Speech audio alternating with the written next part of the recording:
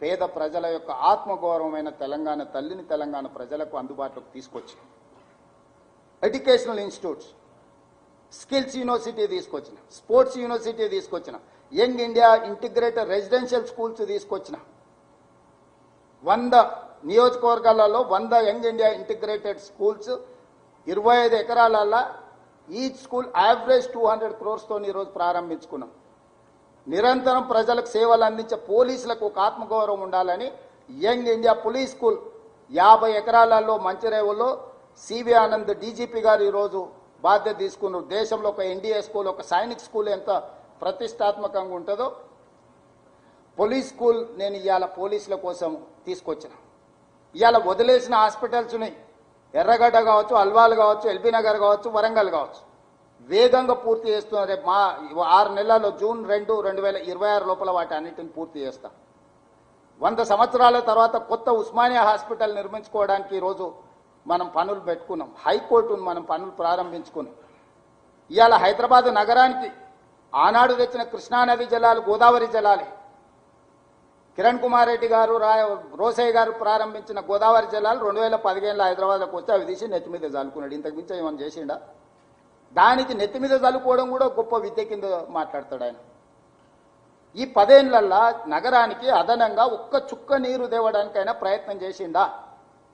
ఇవాళ నేను గోదావరి జలాలు 20 టీఎంసీలు హైదరాబాద్ నగరానికి ప్రణాళికలు పూర్తి చేసి తీసుకొని వచ్చిన.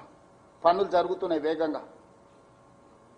విద్యుత్ విషయంలో, తాగునీటి విషయంలో, కంపెనీల పెట్టుబడుల విషయంలో, ఐటీ రంగంలో, ఫార్మా రంగంలో, విద్యారంగంలో అంతర్జాతీయ స్థాయి ప్రమాణాలు ఉన్న విద్యా సంస్థల్ని నగరానికి తీసుకురావడానికి దాదాపుగా 3 లక్షల కోట్ల రూపాయలు పెట్టుబడులు ఈ నగరానికి మేము తీసుకొచ్చినాం. అంతర్జాతీయ సంస్థల్ని మేము తీసుకొచ్చినాం, ప్రతిష్టాత్మకమైన సంస్థల్ని.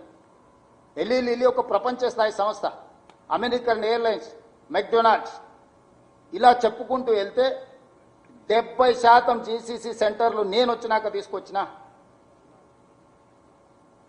డేటా సెంటర్స్ ఈరోజు ప్రపంచంతోనే పోటీ పడేటందుకు ఈరోజు మనం చేస్తున్నాం.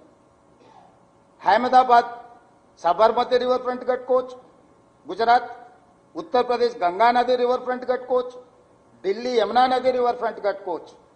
అది అద్భుతమని ప్రపంచమంతా ప్రచారం చేసుకుంటారు మోడీ, ఆయన తాబేదారు. హైదరాబాద్ నగరంలో మూసి రివర్ డెవలప్మెంట్ ఫ్రంట్ కట్టుకుందాం అంటే మేము అడ్డం పడుకుంటాం, మేము పోయి అడ్డుకుంటామని ఈరోజు కిషన్ రెడ్డి వీళ్ళు మన వరదలు వచ్చినప్పుడు ఎందుకో పోయి పండుకోలేదు. మన మూసి అంత కొట్టుకపోతుంటే ఎందుకు ఉండలేదు అక్కడికి వెళ్ళి? అంటే బీజేపీ పాలిత రాష్ట్రాలలో అభివృద్ధి జరగాలి, తెలంగాణ రాష్ట్రంలో అభివృద్ధిని అడ్డుకోవాలి. ఎందుకంటే ఇక్కడి పెట్టుబడులు గుజరాత్కు తరలిపోవాలి. ఇదే కిషన్ రెడ్డి గారి ప్రణాళిక. గుజరాత్కు గులాంగిరి ఎందుకు చేస్తున్నాడు కిషన్ రెడ్డి గారు? ఇక్కడికి వచ్చిన సెమీ కండక్టర్, ఇక్కడికి వచ్చిన పెట్టుబడులను బెదిరించి, ప్రధానమంత్రి కార్యాలయం నుంచే బెదిరించి గుజరాత్కు తరలించకపోతుంటే ఒక్క మాట కూడా కిషన్ రెడ్డి గారు మాట్లాడతలేరు. ఈ రాష్ట్రానికి తీరని అన్యాయం కేంద్ర ప్రభుత్వం స్వయంగా ప్రధానమంత్రి కార్యాలయం నుంచే ఒత్తిడి జరుగుతుంటే కేంద్ర మంత్రిగా నోరెత్తని పల్లెత్తు మాట మాట్లాడని కిషన్ రెడ్డి గారు ఒంటికాల మీద నా మీద లేస్తున్నాడు. నా మీద లేస్తే ఏమొస్తుంది? ఏందొస్తుంది? శాతనైతే మోడీ మీద ఎగురు, ఎవరకపోతే కాళ్ళన్న పట్టుకో. సార్ నువ్వు దయదచ్చుకోవచ్చా మొదలు మాకు? కనీసం నువ్వు మొత్తం పిండుకున్నప్పుడు సుక్క కింద ఏదన్నా పడితే మేము పట్టుకుంటాం, ఆ సుక్క డ్రాప్ అన్నా. మొత్తం నువ్వే పిండుకో. ఏదైనా ఒక్క సుక్కని ఏళ్ళ సందులోకి వెళ్ళి జారినప్పుడన్నా మేము దోషిట్లో పట్టుకున్నాం అడుక్కో మోడీని. ఆ కేటీఆర్తో చేరి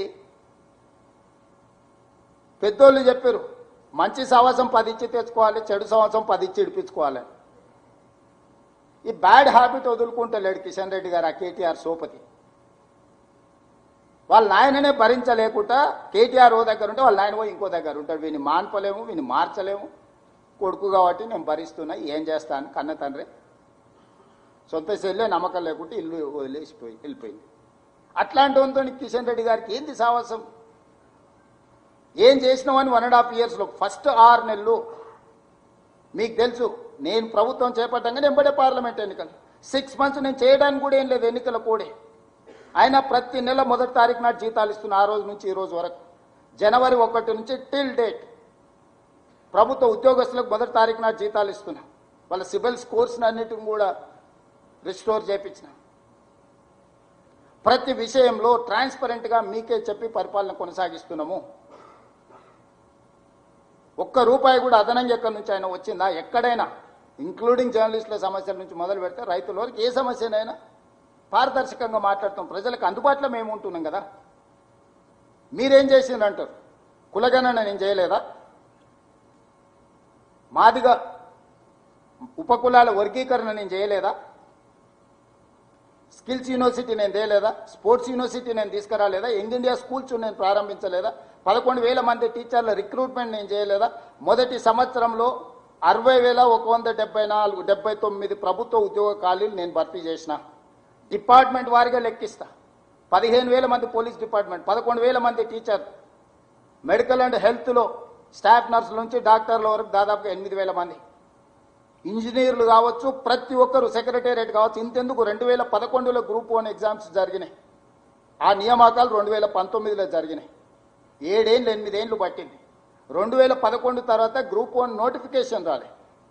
నేను వచ్చిన తర్వాత గ్రూప్ 1 నోటిఫికేషన్ ఇవ్వడమే కాదు, పబ్లిక్ సర్వీస్ కమిషన్ పునరుద్ధరించి 562 మంది గ్రూప్ 1 ఈరోజు నియామక పత్రాలు అందజేసిన.